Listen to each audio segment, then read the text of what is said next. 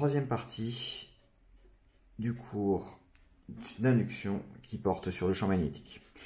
Et cette troisième partie introduit la notion de moment magnétique. Alors, on a déjà vu dans le théorème du moment cinétique tout un tas, dans le chapitre sur le théorème du moment cinétique, tout un tas de moments, le moment cinétique, le moment d'inertie, le moment des forces. Eh bien, on y en a encore un en plus. En gros, en physique, dès qu'on ne sait pas comment appeler quelque chose, on l'appelle un moment, et donc ça s'appelle le moment magnétique. C'est quelque chose qui va être relié au champ magnétique, et notamment à la capacité d'un objet de produire un champ magnétique. Donc on va commencer par l'élément le plus simple qu'on va pouvoir imaginer pour ces histoires de moments magnétiques, et donc on regarde le moment magnétique qui va être associé à une boucle de courant plane, associé à une boucle de courant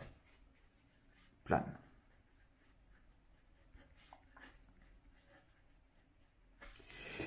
Donc, au niveau de ce moment magnétique, avant de pouvoir le définir, il faut que je définisse une notion mathématique qu'on appelle, qui correspond à l'orientation d'une surface par un contour fermé. Donc, on a orientation d'une surface qui soit délimitée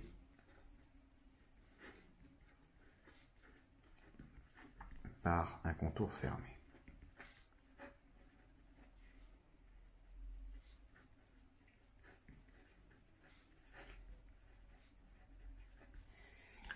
Bon. Donc, quand vous avez une surface, alors on va prendre une surface plane. Donc pour une surface plane, parce que si c'est en 3D, ça va être compliqué. Mais pour une surface plane, on peut définir un vecteur qui oriente la normale à cette surface. En d'autres termes, si je prends un plan et qu'à l'intérieur, je définis un contour, donc le contour est dans ce plan, je peux définir un vecteur n qui va être perpendiculaire à ce plan, comme ça. Le problème, c'est que quand je définis un vecteur perpendiculaire, il y a le vecteur qui est perpendiculaire vers le haut, mais je peux aussi définir un vecteur perpendiculaire vers le bas. N va être unitaire, donc sa norme est déterminée, mais sa direction aussi, mais il peut avoir deux sens, un vers le haut et un vers le bas. Il faut donc qu'on se mette d'accord pour déterminer un sens qui permettent de l'obtenir. Et de nouveau, on va utiliser ce qu'on appelle la règle de la main droite. Alors, je me remets en représentation de crâne, c'est-à-dire que cette partie-là est un petit peu plus vers vous, et j'aimerais que ce soit la main droite qui me donne l'orientation de ce vecteur, et pour avoir cette orientation, eh bien, je veux que ce soit le pouce qui le fasse, et le reste de la main me dire dans quel sens je dois orienter. En d'autres termes, je dois tourner en sens trigonométrique autour de ce vecteur unitaire qui me permet d'avoir l'information qui m'intéresse sur ma surface. Donc on va définir ce vecteur unitaire et on définit ce qu'on appelle le vecteur surface qui va être associé à cette surface plane. Donc c'est un vecteur S comme ça qui correspond à la surface en mètres carrés, multiplié par ce vecteur normal qui est orienté grâce à la règle de la main droite une fois qu'on a choisi une direction d'orientation. Alors bien sûr, en électricité, ça, on va utiliser un circuit électrique. Dans le circuit électrique, il y a une orientation particulière qui correspond à celle où on compte le courant positif. Et donc, naturellement, on va essayer d'utiliser ça. Il n'y a pas d'obligation, mais logiquement, si on ne veut pas faire d'erreur de signe par la suite, on va utiliser cette orientation. Donc là, j'ai une surface orientée et j'essaye de voir comment est-ce que je peux obtenir les informations. Alors, pour donner le petit graphique correspondant, donc pour avoir le petit graphique correspondant, Vous prenez votre contour, donc là il est simplifié, le vecteur surface qui est bien perpendiculaire, et la règle de la main droite qui, quand je regarde mon contour vu de haut, s'enroule autour de ce contour et donne la direction du vecteur normal. Là c'est pareil, si je prends, et ce sera très souvent le cas, toute une bobine, ou plutôt une spire qui est représentée par beaucoup de spires qui sont relativement sur une épaisseur qui est relativement faible. Donc si je prends ce système-là, là la règle de la main droite me dit que je suis en train de tourner dans ce sens-là, vous voyez que le courant il descend de ce côté-là, et donc le vecteur normal, il est orienté comme ça vers la droite. Donc ça me permet, pour n'importe quelle surface plane, de définir ce vecteur surface et de voir qu'est-ce que je peux en tirer par la suite. Bon, alors à quoi ça va me servir? Ça va me servir à définir le moment magnétique de ce circuit. Donc, moment magnétique d'un circuit. Donc, on va choisir un circuit filiforme qui soit plan. Donc on prend un circuit filiforme plan.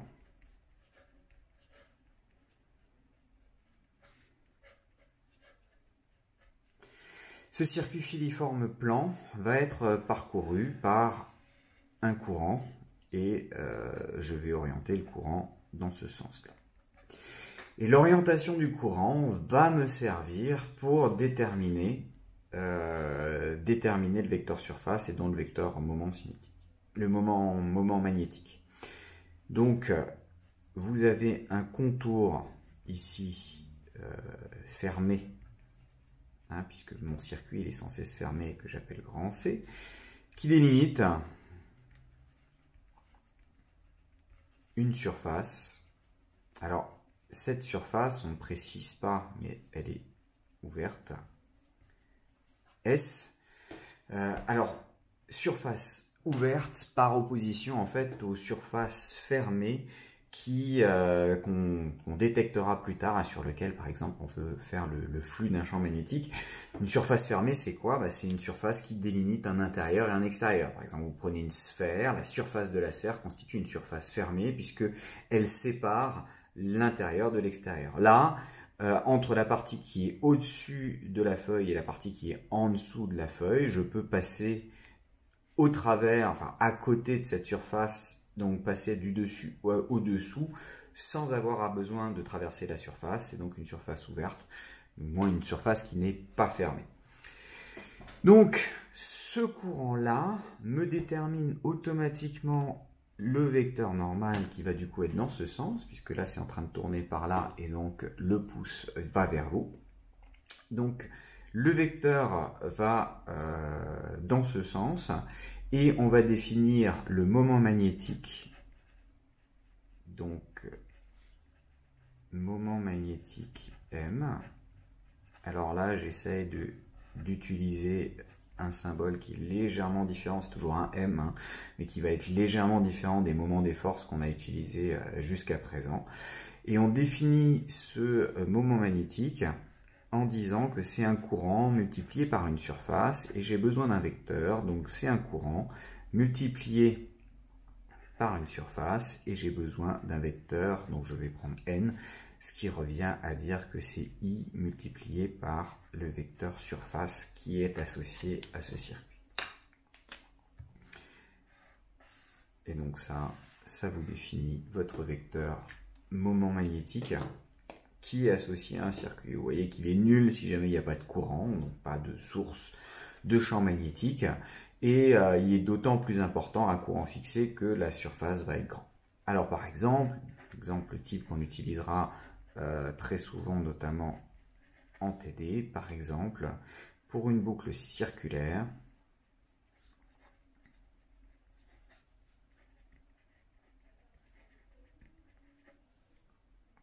de rayon grand R, la surface est égale à pi r carré, d'où le moment associé qui va être égal au courant I multiplié par pi r carré selon n. Alors notez bien que ce I1 n'a rien à voir avec le I des complexes, c'est vraiment le I du courant, comme on a déjà eu l'occasion de le voir en électricité. Bon, donc je prends une boucle courant plane, je peux orienter sa surface. Cette orientation me permet de définir ce vecteur surface à partir duquel, en multipliant par I, j'ai le vecteur moment magnétique. Eh bien, on va définir qu'est-ce que c'est qu'un dipôle magnétique, donc notion de dipôle magnétique.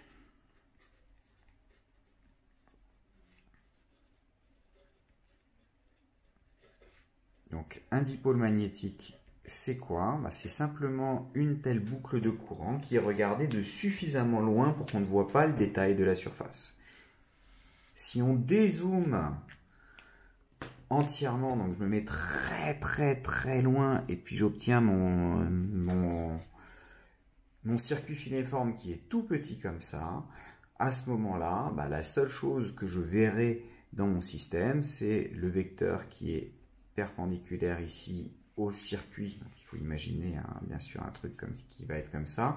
Donc le vecteur perpendiculaire au circuit qui correspond au moment magnétique, et ça va me donner une certaine carte de champ magnétique qui va être caractéristique et qui va être définie uniquement par ce M. Donc l'idée, c'est on se place le plus loin possible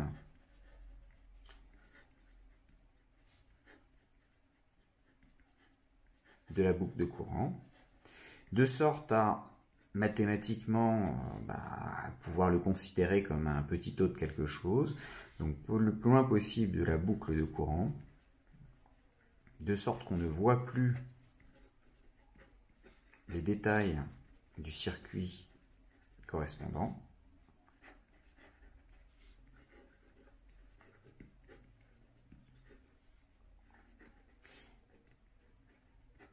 Et ça donne une carte de champ magnétique, donc on a étudié dans la dernière partie, une carte de champ magnétique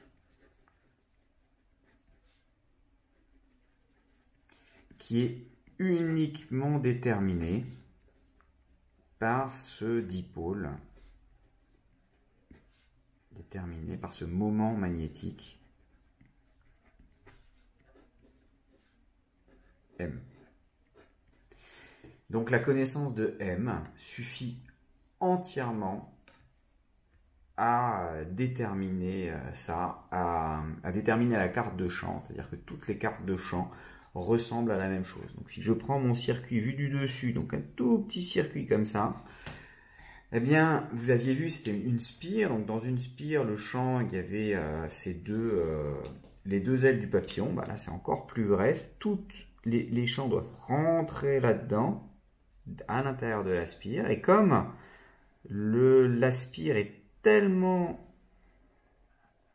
petite, l'anneau dans lequel ça doit passer est tellement petit, on a l'impression qu'ils passent tous par le même point, ils sont tous tangents au même point, et pareil de l'autre côté, donc on va avoir une carte de champ magnétique qui ressemble à ça, et vous prenez n'importe quel dipôle magnétique, si vous le regardez suffisamment loin, un aimant, une bobine, une spire, de suffisamment loin, on a tous l'impression qu'il ressemble à ça, et la forme et l'intensité de ces lignes de champ magnétique est entièrement déterminée par le moment magnétique. Bon, alors on a déjà vu qu'on pouvait faire une analogie entre une bobine et un aimant. Et cette analogie, on va essayer d'appuyer un tout petit peu. Donc on va redessiner les cartes de champ qui sont associées à ces deux entités magnétiques. Il y en a plusieurs des cartes. Donc on prend deux cartes de champ. Et quand on regarde ces cartes de champ, on va se rendre compte que la bobine éléments vont retrouver la même, comme ça, là, avec cette partie-là qui est devant à chaque fois. Donc, par exemple, si j'oriente le courant là, sachant que c'est cette partie-là qui est devant, donc devant, ça monte. Vous avez donc un système qui est par là avec une carte de champ qui aura tendance à faire des trucs comme ça.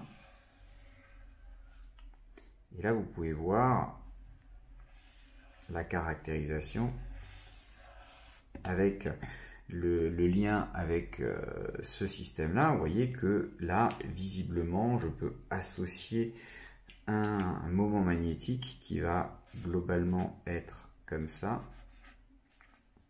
Alors que ici, mon moment magnétique, il était vers le haut. Et les deux cartes de champ se ressemblent fortement. Et je vais donc pouvoir faire une analogie. Alors pour la bobine, ça me permet en particulier de définir le pôle nord de la bobine et le pôle sud là, puisque le champ B sort du nord. Donc ça me permet de définir un nord et un sud pour la bobine. Alors il y a une autre, alors moi je trouve que c'est la manière la plus simple de voir en fonction de l'orientation, c'est-à-dire dessiner une petite ligne de champ, regarder l'orientation de votre champ magnétique correspondant et ensuite dire bah, le champ B sort par l'extrémité nord de la bobine et rentre par le sud.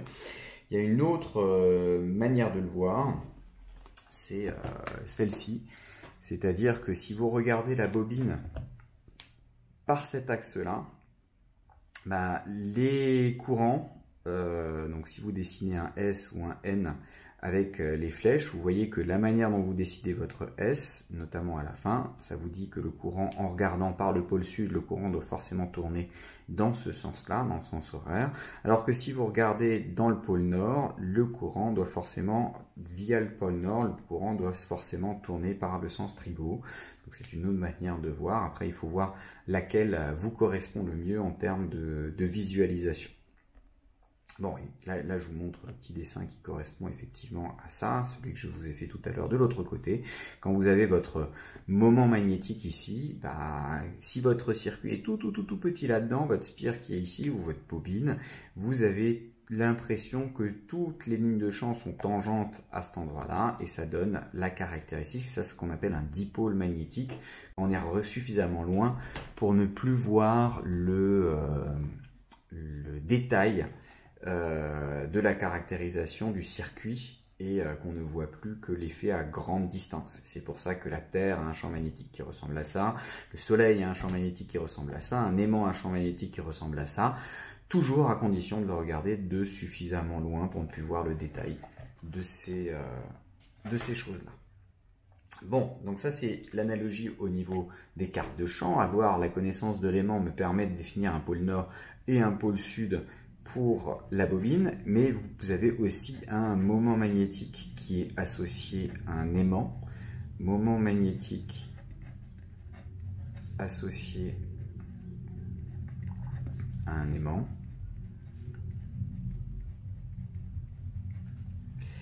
Donc dans le moment magnétique, ben, on a vu que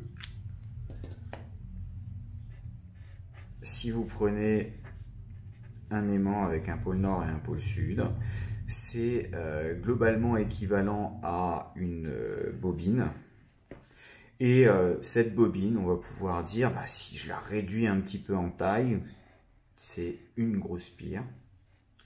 Et cette grosse spire, bah, admet, si je l'oriente par exemple dans ce sens-là, donc là vous voyez nouveau la partie en gras, elle vient vers vous. Si je l'oriente dans son sens-là, ça veut dire que le champ magnétique va être par là. J'ai le vecteur N qui va être vers la droite. Et si je définis le vecteur moment magnétique comme étant ISN, vous retrouvez la caractéristique qui a été définie à partir en fait d'un circuit électrique. Donc un aimant n'est pas un circuit électrique, quoique si vous regardez la vidéo de Minute Physics, dont je vous rappelle le petit lien ici si jamais vous n'avez pas regardé, si vous regardez la vidéo de Minute Physics, vous vous rendez compte qu'en fait, c'est en fait des tout petits circuits électriques, mais on définit cette notion de moment par rapport à un circuit, moment magnétique par un circuit, et par les analogies qu'on peut obtenir via une bobine qui est un ensemble de spires, donc un gros circuit, et ensuite le fait que la bobine et l'aimant ont deux choses qui sont particulièrement analogues, l'aimant va aussi être associé à un moment magnétique. Et donc on ne va plus parler à partir de maintenant quasiment que de moment magnétique, indépendamment du fait de savoir si la source, donc le moment de dipôle magnétique, indépendamment qui est associé à un moment magnétique, indépendamment de savoir si la source est un aimant ou un circuit électrique. Voilà, ça termine donc là-dessus. Encore juste un ordre de grandeur. L'ordre de grandeur pour un aimant, le moment magnétique est de l'ordre de, donc le moment magnétique est de l'ordre de quelques ampères mètre carré, puisque ce moment magnétique, c'est bien un courant que multiplie une surface. Pour la Terre, parce que quand même on a à notre disposition un gros aimant, pour la Terre, il est de l'ordre de 10 puissance 23 ampères mètre carré, alors que pour un électron, l'électron est associé à ce qu'on appelle un moment magnétique élémentaire qui est relié à son spin. Cet électron, il va avoir un du 10 puissance moins 23 ampères mètre carré. Donc vous voyez qu'entre la Terre, qui est un énorme dipôle magnétique, l'électron qui est tout petit, mais il y en a beaucoup, et l'aimant au milieu qui est sur une échelle intermédiaire entre la Terre et l'électron, vous avez que les moments magnétiques se distribuent sur tout l'ensemble des valeurs disponibles.